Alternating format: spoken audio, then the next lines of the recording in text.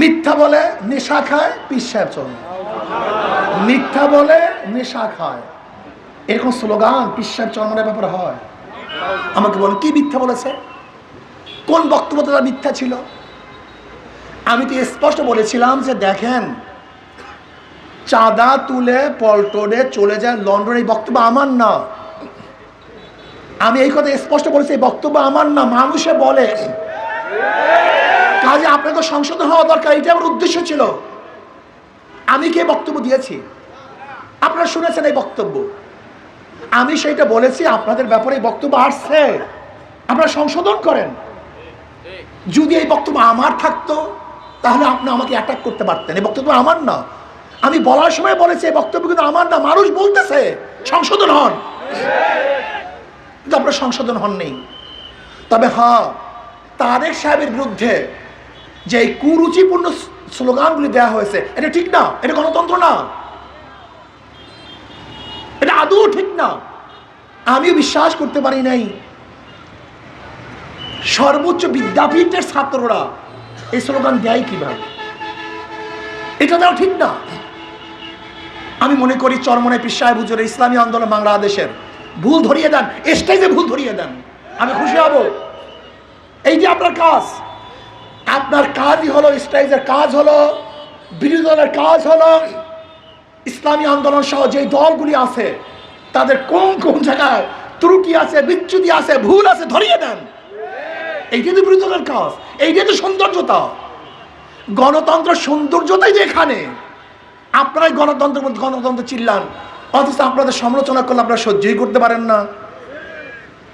মূর্খতা বাদ দেন, শিক্ষিত হন, রাজনীতি সম্পর্কে জানাশোনা করেন।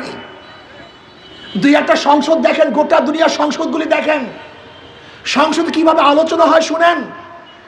বিরোধী দল ক্ষমতাসীনদেরকে কিভাবে অ্যাটাক করে একটু শুনেন, ধৈর্য ধারণ করেন। আপনি তো গাঁজা নিয়ে ব্যস্ত থাকেন, মদ নিয়ে ব্যস্ত থাকেন, চাঁদা নিয়ে ব্যস্ত থাকেন। রাজনীতি শিখবেন কখন? কোথায় রাজনীতি শিখবেন? রাজনীতি তো শিখেনি না। মমতা ব্যানার্জি মোদিকে যেই ভাষায় কথা বলে, আমাদের দেশে কোনো বিরোধী দল যদি এই ভাষায় কথা বলতে, আমার মনে হয় গুলি দিয়ে মেরে বলে তো ডাইরেক্ট। কি আজীব এদেশের রাজনীতি। আমি একজন মির্জা ফখরুল ইসলাম আলমগীর সাহেবকে অনুরোধ করব, আপনি একটু গণতন্ত্র থেকে বুঝান, গণতন্ত্রের কাজটা কি, নিয়মটা কি, বিরোধী দলের কাজটা কি।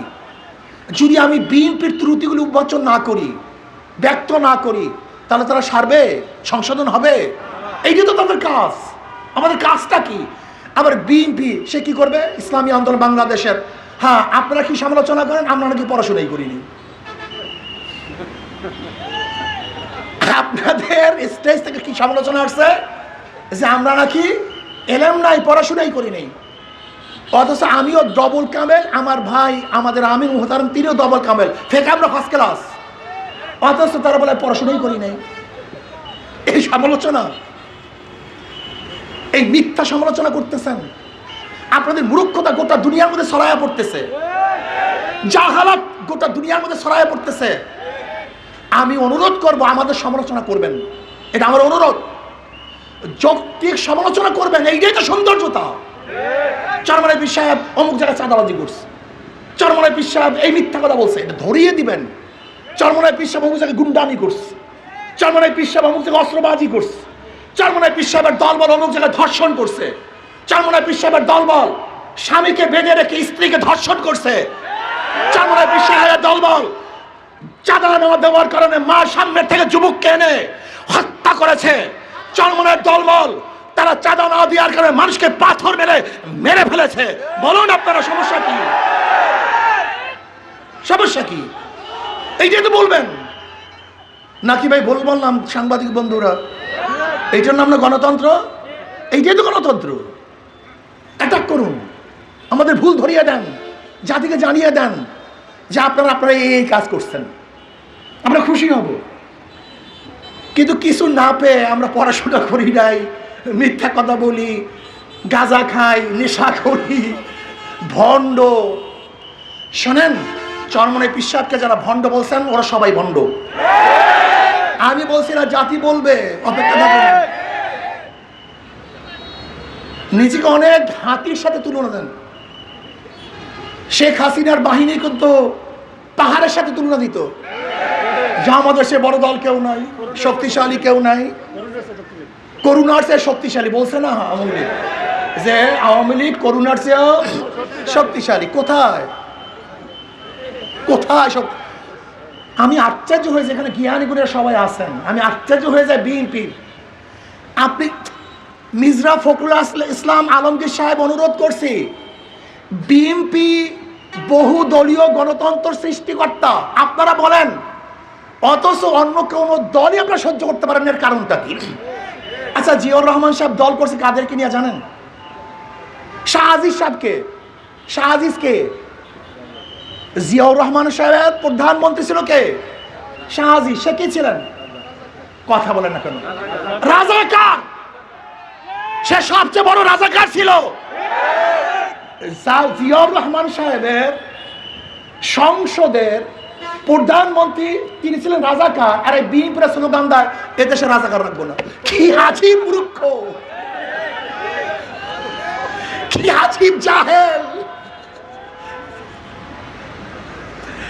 আওয়ামী লীগের তো বিএনপির উপরে ক্ষোভটাই ছিল এই, যে জিয়াউর রহমান সাহেব রাজাকারদের প্রতিষ্ঠিত করেছে, অথচ আজকে নিজেদের বিরুদ্ধে নিজেরা স্লোগান দিচ্ছে। জানি না জিয়াউর রহমান সাহেব কাদের কি দল করছে, তাদের প্রাইম মিনিস্টার কি ছিল, কয় মন্ত্রীদের কতজন রাজাকার ছিল, এরা জানি না, স্লোগান দেয়। শোনেন, যে স্লোগান ছিল আওয়ামী লীগের, সেই স্লোগানগুলি, কথা বলেন না কেন, যে স্লোগান ছিল আওয়ামী লীগের, সেই স্লোগান কার? যে স্লোগানের জন্য আওয়ামী লীগ ধ্বংস হয়েছে, সেই স্লোগানের জন্য বিএনপি ধ্বংস হবে। লিখে রাখুন, লিখে রাখুন, যে স্লোগানের জন্য আওয়ামী লীগ ধ্বংস, একই স্লোগান যদি আপনি দেন, আপনি ধ্বংস হবেন। যেই পথে গিয়ে অমুক ধ্বংস হয়েছে, সেই পথ আপনি ধরলে আপনিও সেই পথে ধ্বংস হবেন। যেই বক্তব্যে একটা বক্তব্য ছিল শেখ হাসিনার, রাজাকারের বাচ্চা, এই এক রাজাকারের বাচ্চা বলার কারণে তার মাসনাদ ধ্বংস হয়ে গেছে। সেই শেখ হাসিনার রাজাকার আপনার মুখে মারছে, আপনার ধ্বংস হয়ে যাবেন, নিশ্চিত ধ্বংস হবেন। এর জন্য আমি অনুরোধ করবো, বিএনপি যারা করেন করেন, পড়াশোনা করেন, শুধু ওই চকির তলা থেকে রান্ডা বের করেন না, পুরানো অস্ত্রগুলি বের করেন না, ছুরি বের করেন না, পড়াশোনা করেন, জানেন দল কি জিনিস, বিএনপি কি জিনিস। আমি চ্যালেঞ্জ দিলাম, যারা বিএনপি করে ওরা বিএনপি নীতিমালা পড়ে নেই, বিএনপির আদর্শ সম্পর্কে জানে না, বিএনপি শব্দের অর্থ জানে না, বাংলাদেশ ন্যাশনাল পার্টি, জাতীয় পার্টি কি জিনিস ওরা জানে না। ওরা দল করে না, ওরা চাঁদাবাজি করে। ওরা দল করে না, খুনের আশ্রয়স্থান খোঁজ করে। ওরা দল করে না, কোন জায়গায় গেলে ধর্ষণ করতে পারবে নিরাপদে সেই জায়গা খোঁজ করে। ওরা দল করে না, আদর্শ নাই, নীতি নাই, চরিত্র নেই। এর জন্য আমি বিএনপির বন্ধুদেরকে বলবো, এই দেশকে রক্ষা করার জন্য আপনার কর্মীদেরকে সুশিক্ষিত করতে হবে, রাজনীতি সম্পর্কে জানাতে হবে, ডেমোক্রেসি কি জিনিস তাদেরকে শিক্ষা দিতে হবে। বিরোধী দল আপনাকে অবশ্যই নরম নরম জায়গায়, দুর্বল জায়গায় অ্যাটাক করবে, এটা সহ্য করতে হবে, এটা শিক্ষা দিতে হবে, এটা শিক্ষা গ্রহণ করতে হবে। মিথ্যা বলা যাবে না, চাপাবাজি করা যাবে না, দুর্নীতি করা যাবে না, চাঁদাবাজি করা যাবে না, ধর্ষণ করা যাবে না, অন্যায় করা যাবে না, খুন করা যাবে না, এটা শিক্ষা দিতে হবে। যদি শিক্ষা দেন তাহলে কর্মী গঠন হবে, দেশ গঠন হবে। আমি বিশ্বাস করি আগামীতে ইনশাআল্লাহ এই জাতিকে আর অন্ধকারে রাখতে কেউ পারবে না। 53 বছর যারা জাতিকে অন্ধকারে রেখেছে, আগামী নির্বাচনে তাদেরকে অন্ধকারে রাখতে পারবে না। এই চাঁদাবাজি করতেছে কেন? নির্বাচনে টাকা খরচ করবে, কোটি কোটি টাকা খরচ করবে। আমি ভোটারদেরকে বলবো, ওরা যত বেশি টাকা দিবে সব খেয়ে ফেলবেন, কিন্তু ভোট দিবেন না। এই টাকা আপনাদের টাকা, এই চাঁদাবাজির টাকা, গুন্ডামির টাকা, লুটের টাকা, যত দিবে তত নিবেন, কিন্তু জালেমদেরকে, চাঁদাবাজদেরকে ভোট দিবেন না। বলবেন আরো দাও, বলবেন আরো, আর নিশো 5,000 কোটি দিয়েছো মাত্র 500 টাকা। হ্যাঁ, ওরা যেন প্রত্যেকটা ভোট কমপক্ষে 50,000 টাকায় করা করে পারবে। যত দিবেন তত নিবেন, কিন্তু কথা কয় না, ঘটনা। যত দিবে, কিন্তু টাকা কাদের? কথা বলে না কেন? টাকা কাদের? যত টাকা দিবে তত নিবেন, কিন্তু যারা টাকা দিয়ে ভোট ক্রয় করবে মনে করবেন ওরা রাজনীতি করতে আসে না, ব্যবসা করার জন্য আসছে। ওদের ব্যবসায় হারিকান ধরাইয়া দিবেন, লাখপতি ধরাইয়া। কি রাজি আছেন ইনশাআল্লাহ? জনগণ বাবারা, আমি গরিবদের আরেকটা কথা বলি, আমার বক্তব্য শেষ করব। ও বাবা, আমি তো আপনাদের আপন, ইসলাম তো আপনাদের সবচেয়ে আপন, ইসলাম তো আপনাদের মুক্তির জন্য এসছে। আমার নবী আলাইহিস সালাম কি বলেছেন জানেন? তিনি বলেছেন, আল্লাহ তুমি আমাদের গরিবদের সাথে রাখিও, গরিবদের সাথে মৃত্যু দিও, গরিবদের সাথে হাসর করিও। আমার নবী গরিবের পাগল, আর গরিবরা ইসলামের পাগল না। আপনি কি জানেন ইসলাম হুকুমাত হলে কি হবে? আগামী 5-10 বছরের মধ্যে প্রত্যেকটা গরিব দরিদ্র সীমার উপরে চলে যাবে। বর্তমানে পুঁজিবাদী অর্থনীতি ধনীকে ধনী বানায়, গরিবকে গরিব বানায়। আপনি যাবেন ব্যাংকে, ম্যানেজার সাহেব আমাকে 10 লক্ষ টাকা লোন দেন। ম্যানেজার সাহেব কি বলবে? মর্গেজ দেন। বলবেন আমি তো গরিব, কোথায় মর্গেজ পাবো, কোথায় টাকা পাবো, কোথায়? তাহলে আপনার জন্য টাকা না, আপনার জন্য লোন না, যাদের আছে ব্যাংক তাকেই দেয়, যার নাই ব্যাংক তাকে দেয় না। অর্থাৎ ধনীকে ধনী বানায়, গরিবকে। বর্তমান পুঁজিবাদী অর্থনীতি 1000 বছর চললেও কোনো গরিব ধনী হবে না। আর ইসলামের গোটা অর্থনীতি গরিবদের জন্য। জাকাত কাদের জন্য? গরিবদের জন্য। ফিতরা কাদের জন্য? গরিবদের জন্য। মানত কাদের জন্য? গরিবদের জন্য। ওসর কাদের জন্য? গরিবদের জন্য। দান কাদের জন্য? সবই গরিবদের জন্য। ইসলামের গোটা অর্থনীতি গরিবদের জন্য। কিন্তু কপাল পরা গরিবরা ইসলামকে পছন্দ করে না। অনেকেই মনে করে হুজুর আমি খারাপ, বিড়ি খাই, গাঁজা খাই, দাড়ি কাটি, আমার অবস্থাটা কি হবে ইসলাম হুকুমাত আসলে? বন্ধু, আপনি ভুল মেসেজ পেয়েছেন। এক গাঁজাখোর আমাকে প্রশ্ন করতেছে, হুজুর ইসলাম হুকুমাত আসলে আমার গাঁজার অবস্থাটা কি হবে?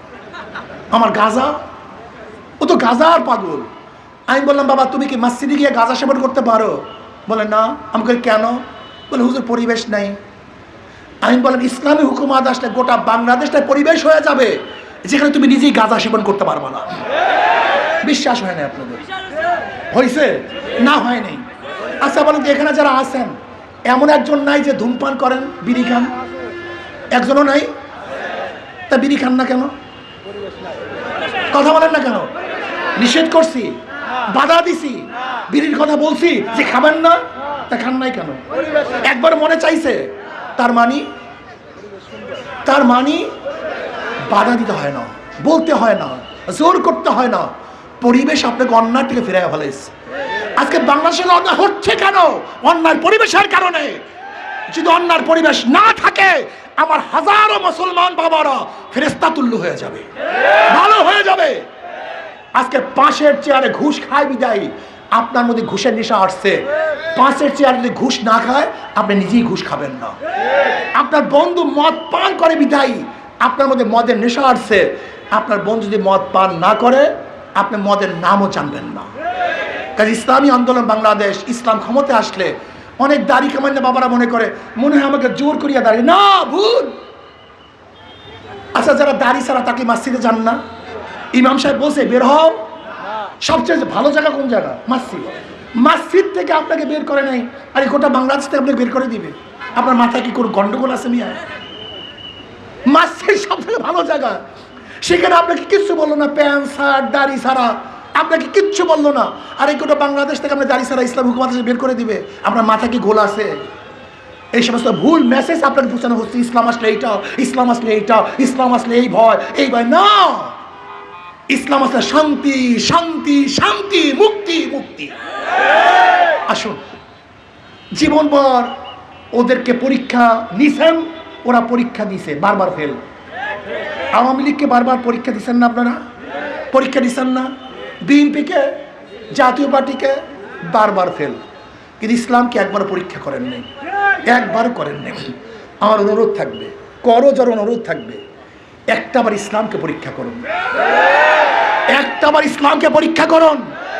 যদি ফেল করে, আল্লাহর কসম কোনোদিন আপনাদের কাছে ভোট চাওয়ার জন্য আসবো না, কোনোদিন দাঁড়িয়ে বড় কথা বলবো না। একটাবার পরীক্ষা করুন, একটাবার, শুধু একটাবার।